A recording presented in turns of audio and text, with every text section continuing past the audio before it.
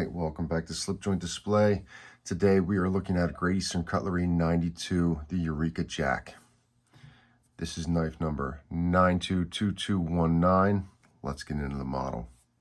So in 2019, Great Eastern Cutlery re-released the Eureka Jack. This is Northfield trim, spear point blades, secondary coping, and sandbar stag. This pattern was originally released by Great Eastern Cutlery in 2013, then again in 2014, 2016, and 2019. And it is one that I've been interested in for a long, long time, probably since around the time that I got into traditionals.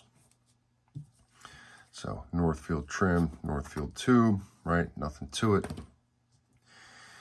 So in getting the knife, I mean, I was excited to get it, and I'm very happy with it.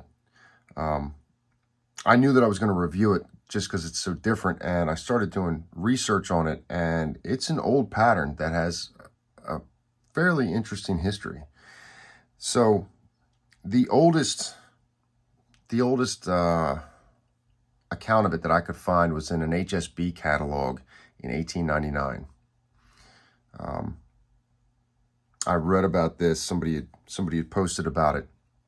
So HSB is Hibbard, Spencer, and Bartlett, and they were a Chicago-based hardware retailer from 1882 to 1962. Before 1882, they were under a different name, but a Chicago-based hardware retailer. I'm not sure if they were selling their own, knives under their own brand name or just other brands of knives in their catalog. It didn't really say. But as far as who made the pattern first or the oldest account of it, Schrade called the pattern the Norfolk. And calling it the Norfolk pattern, Joseph Rogers and Sons had a plant in called Norfolk Works on Norfolk Street in Sheffield. New York Knife Co. was another early producer of it. Figured that they were ahead of Schrade and Remington. I read that while Schrade called it the Norfolk, they copied the design off of Remington, and Remington copied it off of New York Knife Co. The proof of them copying off one another, I can't find. That wasn't there, but that's what was said. I think it's fair to say that as far as really early producers go, New York Knife Co., Joseph Rogers and Sons, or the pattern that was in the HSB catalog. But 1899, I mean, there you go. That's the oldest account that I could find of it. It's said to be, I've read that it's a really nice cattle knife. It's definitely a jackknife. I don't know if the Eureka end of it had to do with gold mining. I mean, I know that was big around that time. There is I think a town called Eureka in California, which had a decent amount of gold mining.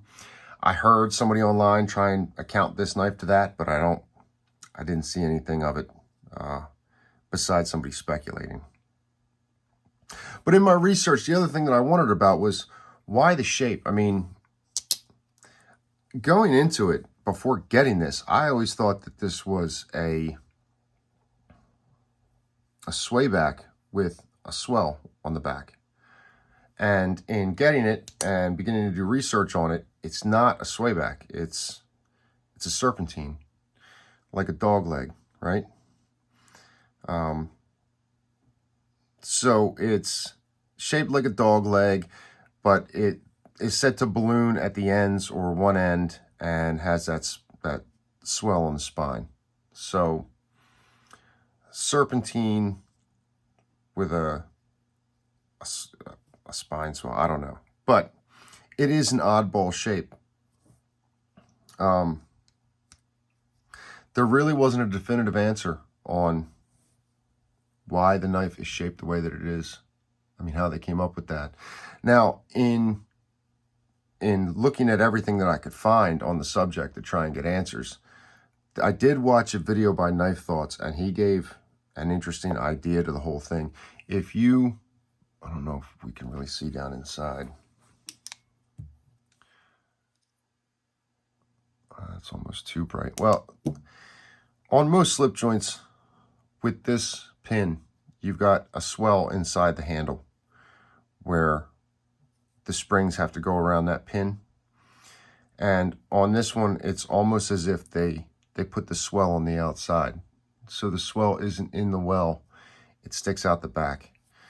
And the idea behind that being that there's less chance of blade wrap with the blade closed. It's a nice idea. It's a nice theory. I don't know if that is what spawned the shape of the knife or not, but it's interesting. And it certainly does seem to be the case. I mean, the swell is not in that blade well like it is on most models.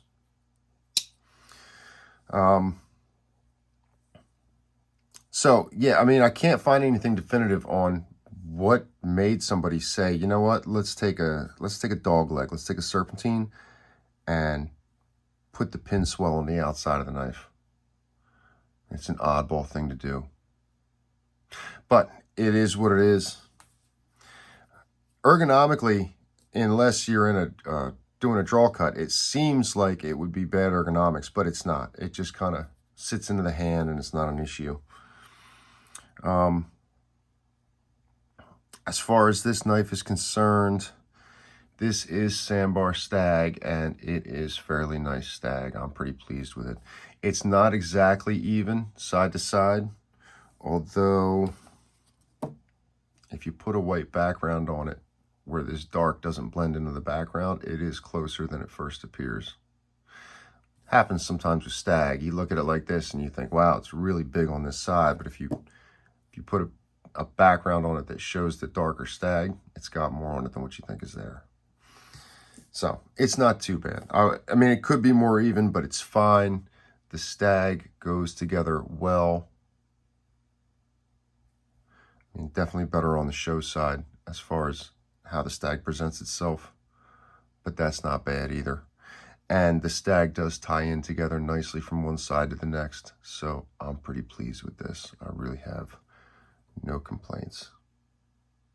Nice big valley there. And then some nice purling there. The blade is a spear point with a match strike long pull, and I can dig that all day long. Nice cut swedge, but that match strike long pull is just gorgeous. And that's the first one of these we've had on this channel, so I was excited when I knew that that was there. I wanted to show that. I'm not going to light a match off it or anything, but it is a nice touch. The action is good. The snap is good. It could probably be flushed a little bit more. I like the presentation of the knife. And I will say this about this match strike pull. I haven't noticed it cutting my nail at all. I mean, it's been... And the match strike is on the opposite side from what you pull from. I'm just saying, I haven't noticed it challenging my nail at all. The action, the pull, I mean, the snap is good. This isn't pinchable at all. I've watched some other reviews of people who had titty versions, and they talked about it being pinchable. This Northfield is not. I mean, with that cut swedge, it's just not there. Be that as it is, I wouldn't want the pull to be any harder. I wouldn't want it to be a heavier pull, especially considering that the snap is just fine. And I think that's only going to get better over time. The secondary blade is a coping blade. So that's another interesting aspect. Again, first time on this channel, I believe, with a coping blade. Coping blade being, I mean, it's kind of like a sheep's foot, but it's a more dramatic cutoff. Gives a finer point on there for detail work. That's what everybody talks about with it. I have seen some discussion about what defines coping blade and what doesn't. In looking into things, I think I came across, I want to say it was a page from a Camillus catalog from like 1946, where this shape for a coping blade was very well defined. I mean, it was very, very well shown. And demonstrated the difference between this and, say, a sheep's foot, which is just rounded more. Another interesting aspect of this is that that secondary blade being behind the main has its nail nick, you know, showing towards the pile side. So it's an interesting one to open. But it does keep it out of the way when you're looking at it head on. The coping blade, you know, we don't see these much anymore. And I will say this, that drastic cutoff right there is a hot spot. I guess you can get it there too, and there. I haven't really carried and used this knife enough to, and I don't think these are going to be an issue. You know, it's a slip joint, and oftentimes you have stuff like that that's in the mix. But I did notice this coping blade, just, you know, the little bit that I've handled the knife. I don't think it'll be a big issue, but, you know, in looking at it and saying, wow, why don't they do those as much anymore as, you know, well, I mean, if it's a sheep's foot, it's rounded. This is a much more aggressive point. Maybe that has something to do with it. Other than that, the ergos are good. This would be great for a draw cut. Yeah, I dig it. I like the stag, making it a more full handle. It's one of the things that you oftentimes will find with stag, and I appreciate that aspect of it. I also like, so here's your springs, your back springs, and this is what's called a wraparound spring, and I think that's a nice touch. I think it's a nice little additional detail to the knife. It's really done well and really nice.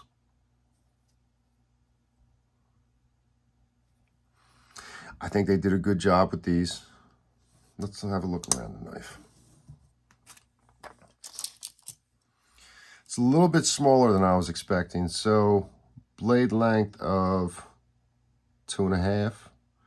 Well, cutting edge 2.5. Blade length almost 3. And then handle length of, I don't know, 3 3/4, something like that. Let's look at that coping blade too. Just because it's older and it's such an oddball. You know, it's not your normal pen or sheep's foot. So trying to get the tip in there, we're talking what, 1 3/4, 2 inch total. Again, something like that. Not flush at half on the coping. Not flush at half on the main. Let's see what we see. Wow, nothing. Oh, wait. A little bit of light coming through. A couple grains of sand. But other than that, nothing. Somebody in another review said they noted that these were really well made and tightly put together. And I don't think that's incorrect. I think I agree, these are done really, really well. No gaps to be seen. Transitions feel okay. Although I can feel the transitions down here. But whatever. I dig that action. I dig the shape. Look at that. That's so weird. It's so off from the norm. Let's go straight down the middle on the main. And looks like the secondary is off to the pile side. But from what I've heard, that off to the pile side is the norm. And as you reach into open, you're pushing towards the show side. So the fact that it's off a little bit that way is not going to be a problem. You know, you're not going to get rubbed because of it. At least that was the logic that somebody else gave. I like that logic. I'll run with it. Yeah, they did a good job with these. I can't wait to get this in the pocket and get a patina on it and really get carry and use in with it. I waited until doing this video before I threw it in the pocket. Sometimes I do that. I don't know why, but I guess maybe just because it's new. But interesting knife. Great Eastern Cutlery did a good job with it. I wanted to bring it out. I wanted to show it to you folks today. Have some discussion down in the comments.